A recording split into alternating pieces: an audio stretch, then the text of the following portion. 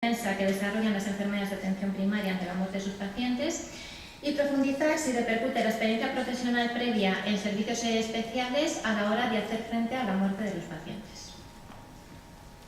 Según la naturaleza de nuestros objetivos, utilizamos una metodología cualitativa para hacer el trabajo de investigación. A través de la investigación cualitativa lo que se pretende es explorar las conductas o experiencias subjetivas de las enfermeras con respecto a este tema de estudio. De los diferentes diseños integrados dentro de la investigación cualitativa, la teoría fundamentada es la más idónea para la consecución de nuestros objetivos. La técnica utilizada para la recogida de datos fue la entrevista semiestructurada. Con esta técnica, el investigador generalmente dispone de un guión. En él se encuentran las preguntas que vamos a hacer a las personas con las que vamos a contar para hacer el trabajo de investigación. Aquí podemos ver que hay los 4 bloques de preguntas bien diferenciadas y este guión ha venido determinado por 3 informadoras claves anteriormente, que han sido 3 enfermeras de atención primaria que nos han ayudado a obtener diferentes apreciaciones y puntos de vista con respecto al fenómeno de estudio. El orden en el que se abordan las preguntas y los temas queda un poco a libre decisión del entrevistador y de esta forma se genera un discurso conversacional abierto y espontáneo. El estudio se ha llevado a cabo en la Dirección Asistencial Este de la Comunidad de Madrid. Se realizó un muestreo intencional en el que se han tenido en cuenta las distintas perspectivas que podrían influir a la hora de elaborar los discursos. Entonces consideramos varias variables que eran importantes. Por un lado, el género, sea hombre o mujer.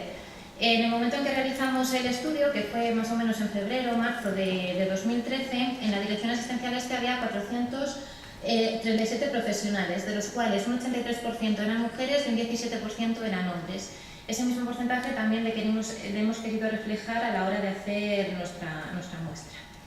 Otra de las variables fue la edad. Establecimos el punto de corte en 45 años. Por lo tanto, tenemos gente de menor de 45 años y gente mayor de 45 años. Consideramos también muy importante que tuvieran una experiencia profesional en atención primaria de al menos 4 años con la misma población asignada. Y otra de las variables que nos parecía interesante estudiar y explorar era si la enfermera o el enfermero había tenido experiencia en servicios especiales al menos durante 2 años.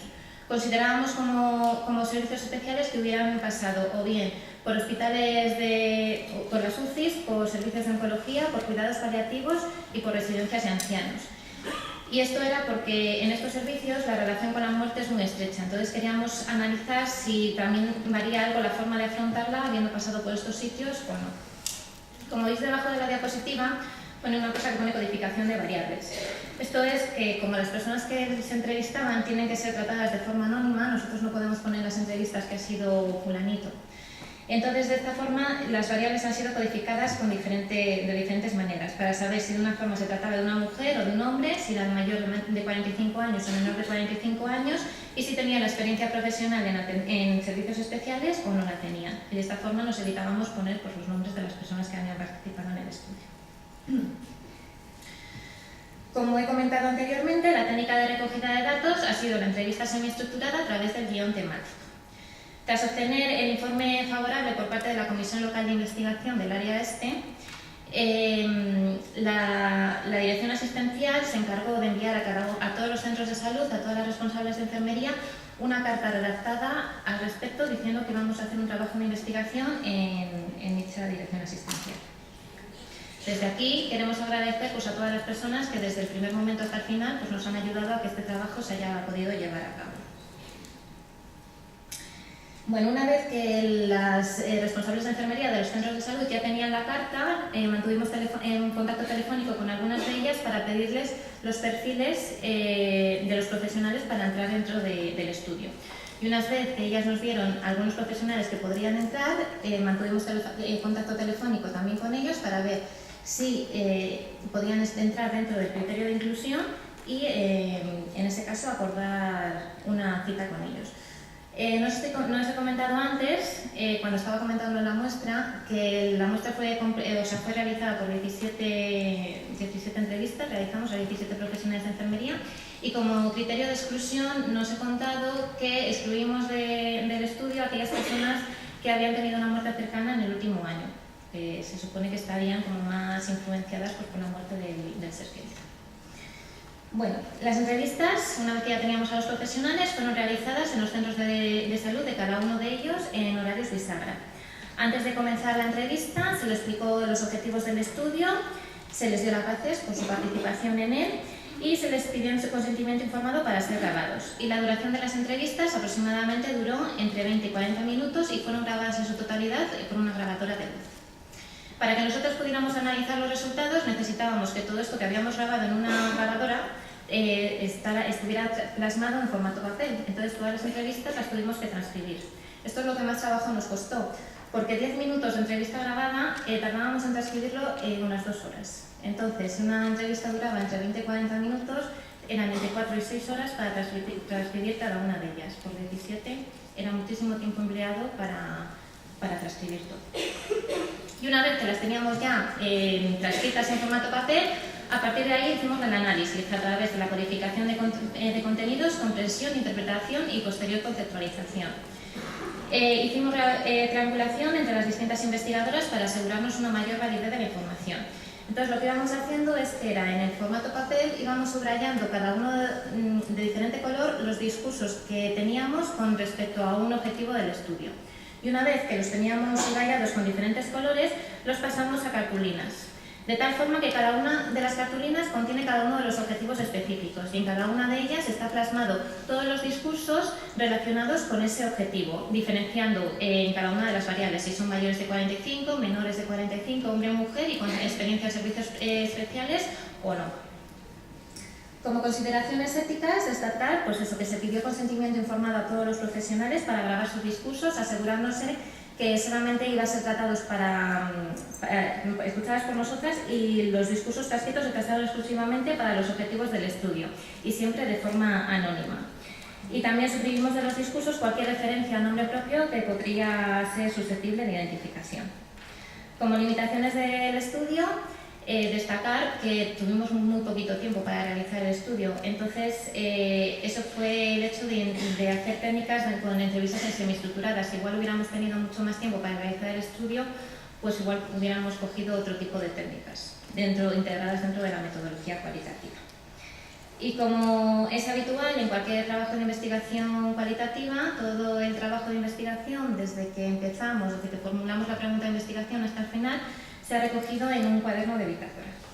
Como podéis ver aquí, igual en la diapositiva no se nota muy bien, pero bueno, está recogido por fechas, pues todos los cursos que hemos hecho, cuándo se han hecho cada una de las entrevistas, cuándo empezamos a hacerlo, todo lo relacionado con el trabajo de investigación. Bueno, y ahora os voy a contar un poquito los resultados a los que llevamos, en los que vais a ver en primer lugar la conceptualización acompañada por los verbatines.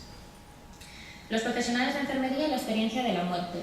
La experiencia de la muerte para los profesionales de enfermería depende de varios factores, como son la edad, el tipo de muerte, ya que no es lo mismo si se trata de una muerte no esperada o de una persona joven, y el tiempo de relación con un paciente. Es duro, porque normalmente son pacientes que conoces de mucho tiempo y lo sientes como cerca.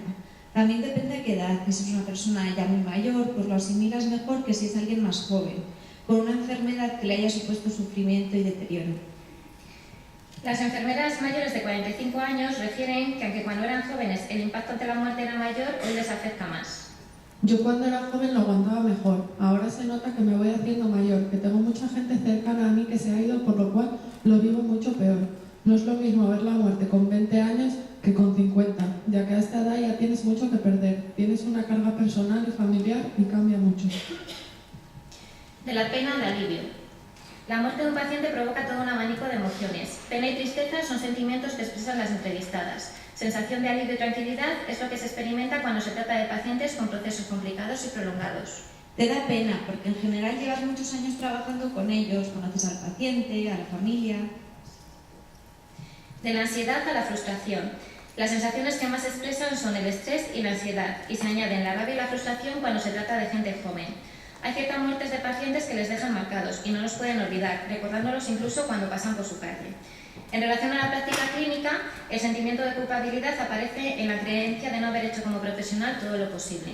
Sería un poco esa cosa de querer ser omnipotente y poder cubrirlo todo y ver que no lo consigues. Eso sí te afecta. Entre escudos y estrategias. Hay un elemento común en el discurso de las entrevistadas, la asunción de la muerte como una etapa más de la vida. Desde hace mucho tiempo tengo asimilado en la cabeza de que estamos en la vida para nacer, vivir y debemos de morir. Y eso lo tengo muy asumido. La experiencia profesional es otro factor clave. En los mayores de 45 años, el hecho de haber vivido el proceso de morir en muchas ocasiones les ha ayudado a formar una barrera. Los menores de 45 años asumen que según vayan sumando años a su carrera profesional, el escudo será cada vez mayor. Yo creo que la experiencia, conforme he ido perdiendo pacientes por el camino, he ido sabiendo más. Yo creo que ahora soy capaz de separar más y de intentar que emocionalmente me duelan menos las muertes. Se coincide también en señalar en que resulta imprescindible separar la faceta profesional de la personal. La relación enfermera-paciente. En primaria, al dolor provocado por la muerte de un paciente se le añade el dolor de la familia. El acompañamiento que realiza la enfermera al paciente y a su familia provoca un sentimiento de pérdida, a veces de manera anticipada, ya que se está viviendo el deterioro progresivo integrado en su entorno. No tiene nada que ver allí, eran ingresos largos por los que la relación era cercana, pero aquí yo creo que es más cercano todavía, porque con una persona que se va a morir está yendo a su domicilio, con su familia, en su casa, en su entorno, yo creo que aquí es peor. Y por último, ponerse en el lugar de otro. Tras un fallecimiento cercano ocurrido en su familia o en su entorno, cambia la actitud en su vida profesional. La sensibilización y la empatía son fundamentales a partir de este momento, identificándose más con los familiares que están pasando este duelo. Las vivencias personales influyen en cómo me relaciono yo con la muerte de mis pacientes.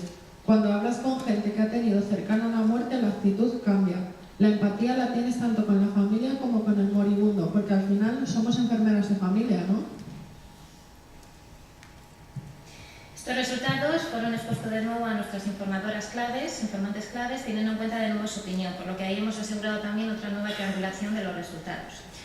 Para nosotras este trabajo ha sido un poquito ver si el agua de la piscina está fría o caliente, pero aún así todavía nos queda una inversión muy profunda en el mundo de la investigación y también de la metodología cualitativa. Entonces, a la vista de estos resultados, lo que nosotras nos proponemos en un futuro es realizar 2 grupos focales con profesionales de enfermería en los que, gracias a la interacción de unos discursos con otros, pues se puedan extraer resultados o conclusiones y aspectos más íntimamente ligados con el tema de estudio. Muchas gracias.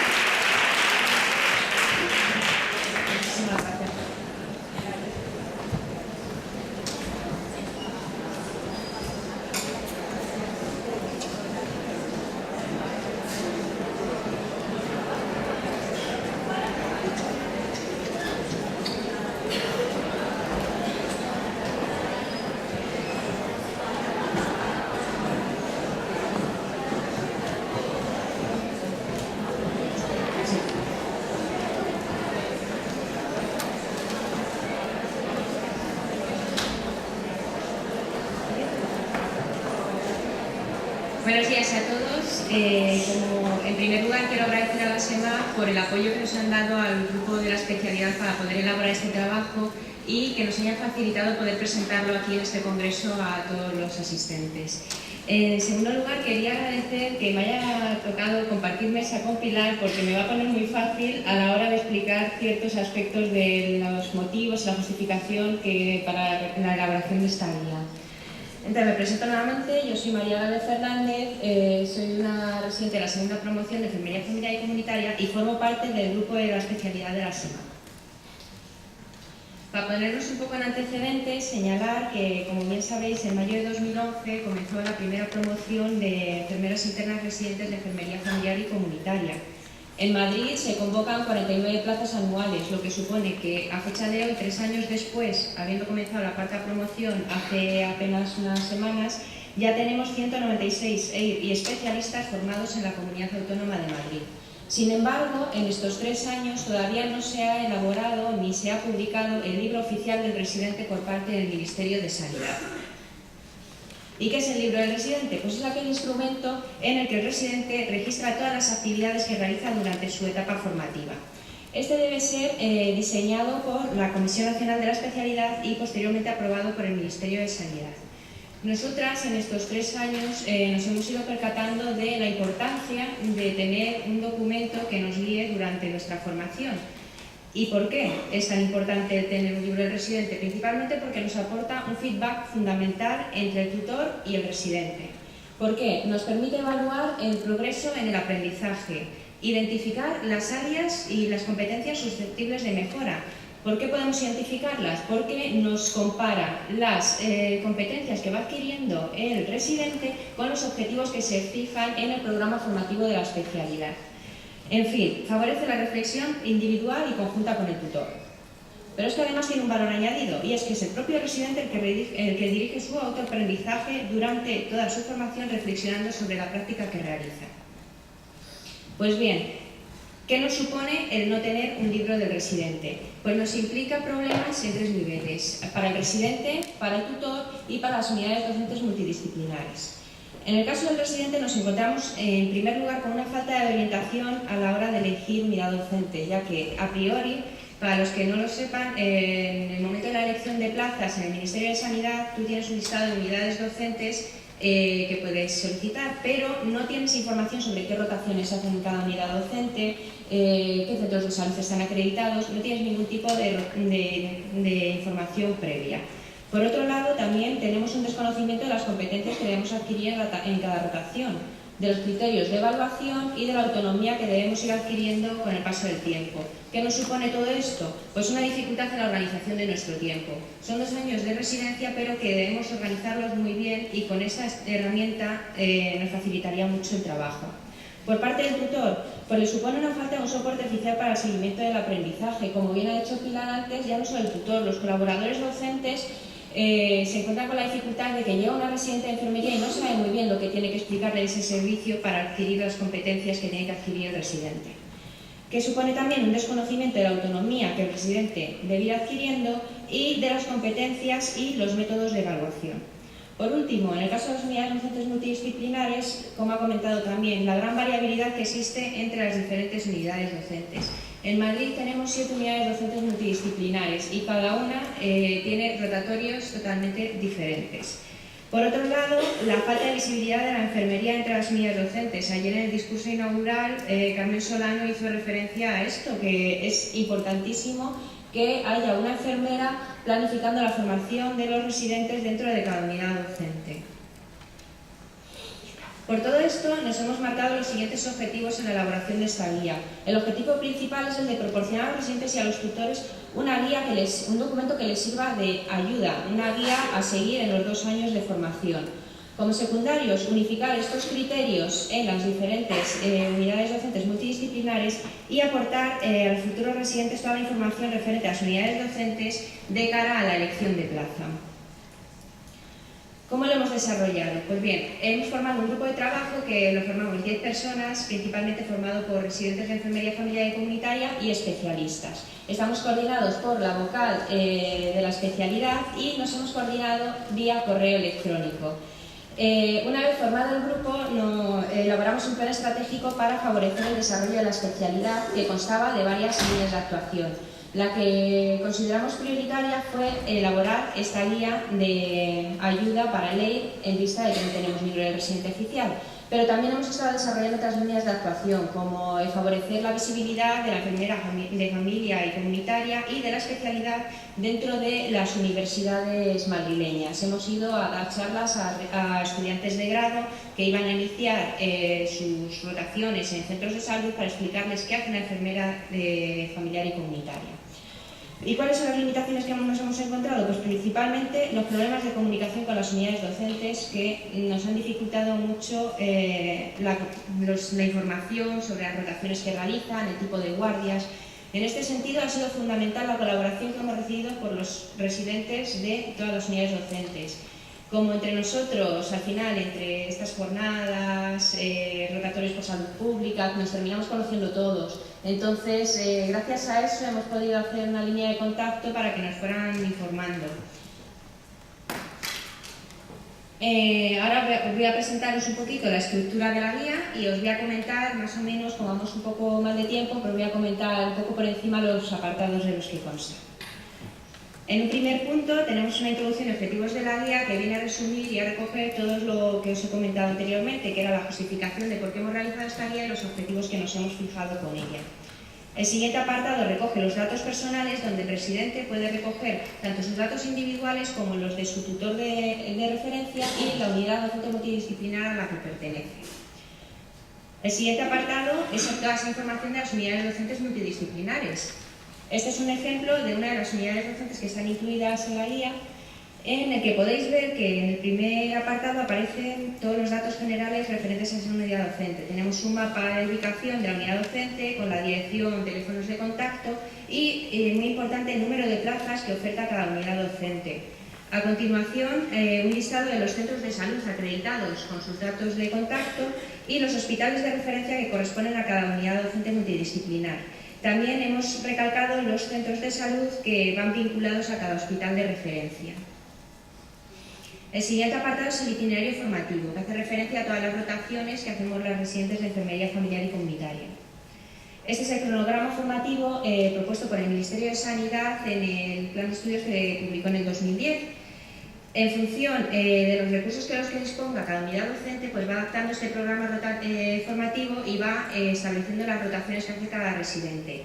De ahí es parte la culpa, por decirlo entre comillas, de la variabilidad que existe entre las unidades docentes multidisciplinares, porque es cierto que no todos los hospitales pueden ofertar los mismos servicios. Pero nuestra sorpresa es que incluso dentro de la misma unidad docente, también en función del hospital de referencia, existe variabilidad en las rotaciones que realizamos. Aquí tenéis un ejemplo de la unidad docente, que es mi unidad docente, por cierto. En el primer año, en función del hospital de referencia, tenéis marcado en color más oscuro las rotaciones que tenemos en común y en color más claro las rotaciones que tenemos diferentes las residentes. Como podéis fijar, es casi el 50% que tenemos en común y el 50% que tenemos diferentes. Cabe señalar que la rotación que tenemos en el Gregorio Marañón de hospitalización a domicilio está marcada con un asterisco porque, como bien sabía en el estudio, al ser una rotación que consideramos de gran interés, las enfermeras internas residentes del Hospital de Henares vienen a rotar al Hospital Gregorio Marañón en ese servicio para adquirir estas competencias. El siguiente apartado es el programa formativo transversal común. Ese apartado hace referencia a los cursos de docencia que recibimos las residentes de enfermería durante los 2 años de especialidad. Cabe señalar como punto positivo que es de lo poco que nos aporta homogéneo a nuestro programa formativo, porque es cierto que tenemos un programa formativo transversal común a todas las unidades docentes, es decir, una residente de la unidad docente norte va a realizar los mismos cursos que una residente de la unidad docente oeste. El siguiente apartado es el de competencias. Como bien sabéis, en el programa formativo aparecen las competencias que debemos ir adquiriendo en relación a la infancia, la adolescencia, la investigación, docencia. Pues bien, nosotros lo que hemos hecho es recoger esas competencias y añadir un cuadro donde el tutor y el residente puedan analizar si esa competencia se ha alcanzado finalmente o no. De esta manera, también al llegar a un rotatorio, el residente puede justificar de cierta manera que debería profundizar en esa competencia, ya que todavía no la ha alcanzado. También cabe señalar que hemos añadido un apartado de actividades formativas y rotaciones donde el residente podría adquirir esas competencias. El siguiente apartado es el apartado de registro de actividades y documentos de evaluación, que es el apartado donde el residente va registrando todas aquellas actividades que realiza durante sus 2 años de residencia, es decir, las rotaciones que hace, el número de guardias, los cursos a los que asiste, las sesiones clínicas y los documentos de evaluación, como el incidente crítico y el informe de autorreflexión que tienen que rellenar todos los residentes para que sean evaluados. En estos documentos de evaluación hemos añadido también una pequeña guía porque resulta un poco complicada la elaboración cuando no has hecho ninguno y si no hay nadie que te explique cómo tienes que hacerlo, también resulta un poco complicado completarlo. Entonces hemos añadido en ese sentido una pequeña guía y en el caso del registro de actividades hemos querido que sea algo más que un mero registro, sino que existiera ese feedback tutor-residente que favoreciera la comunicación. Así, por ejemplo, en el caso de las sesiones, como podéis ver, no se limita únicamente a poner el título de la sesión que ha impartido el residente, sino que tiene un apartado a rellenar por el tutor o el colaborador docente con la evaluación del desempeño. De esta manera, el residente puede averiguar las áreas que son susceptibles de mejora a la hora de realizar la siguiente sesión clínica. Los últimos apartados de la guía constan de los documentos de interés, que hemos incluido todos aquellos documentos que creemos que pueden ser relevantes para el residente de enfermería familiar y comunitaria. Por ejemplo, hemos incluido el documento del papel de la enfermera en atención primaria, y en la bibliografía tenemos enlaces a bases de datos, revistas de enfermería que puedan resultar interesantes para que el residente tenga una documentación donde disponga de todas las bases de datos que pueden ser relevantes consultar. Como conclusiones, destacar que tras 3 promociones de EIR se ha demostrado la necesidad de la existencia de un documento que supla la función del libro del residente. Bueno, el estudio Pilar deja claro esta importancia. Que existe gran heterogeneidad dentro de las 7 unidades docentes multidisciplinarias de Madrid y que es fundamental la implicación de los EIR en el proceso de mejora de la especialidad. Como acciones futuras nos hemos propuesto completar la guía. Vamos a incluir una base de datos de rotaciones externas que consideramos interesantes que el residente pueda solicitar. Tanto rotaciones externas dentro de la Comunidad de Madrid como a nivel internacional como a nivel nacional. Todas las rotaciones externas que consideremos que pueden ser interesantes para su formación. Una guía de competencias por rotaciones de cada unidad docente. Tenemos las competencias marcadas con el registro, pero una vez dispongamos de todas las rotaciones que realizan los residentes en las diferentes unidades docentes de Madrid, podremos elaborar qué competencias pueden adquirir en cada rotación. Por ejemplo, la rotación de hospitalización a domicilio que os he comentado antes. Cuando llegue una residente de la unidad docente sureste que vaya a rotar ese servicio, tendrá un listado de todas las competencias de las que están incluidas en el programa formativo que va a poder adquirir en esa rotación específica. Y por último, todas aquellas sugerencias que los residentes, como os he dicho, nos tenemos que implicar todos. Entonces aquí os dejo un correo, que es el correo de la especialidad de la SEMAP, donde nos podréis remitir todas aquellas sugerencias que creáis que sean necesarias para nuestra formación, y también que nos podáis facilitar las rotaciones que realizáis cada uno en vuestras unidades docentes en función del hospital de referencia. También, en vista de que sé que hay muchos residentes aquí, también estamos dispuestos hoy a lo largo del congreso, si os queréis acercar a hablar con nosotras y darnos esos datos, también seréis bien recibidas. Y por último, continuar la difusión de la visibilidad de la especialidad en las universidades. Este es el grupo de trabajo que hemos realizado esta guía. Y por último quiero finalizar con una frase que nos dijeron ser de mayores hace un mes, no hace mucho más, y que yo creo que se adapta muy bien a la situación que tenemos actualmente, que es: no estamos donde queremos llegar, no estamos donde vamos a llegar, pero ya estamos lejos de donde estuvimos. Muchas gracias.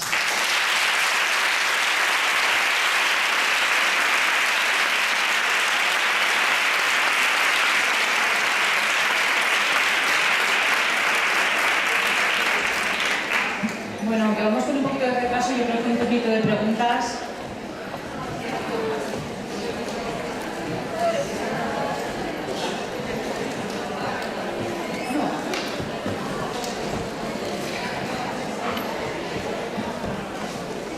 ¿No hay preguntas?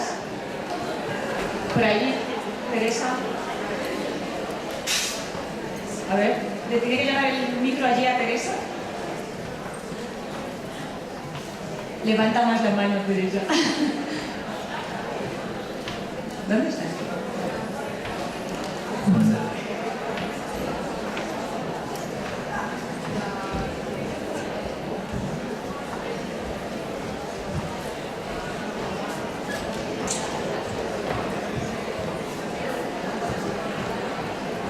Bueno, daros la enhorabuena por todas las presentaciones que han sido fenomenales, y yo quería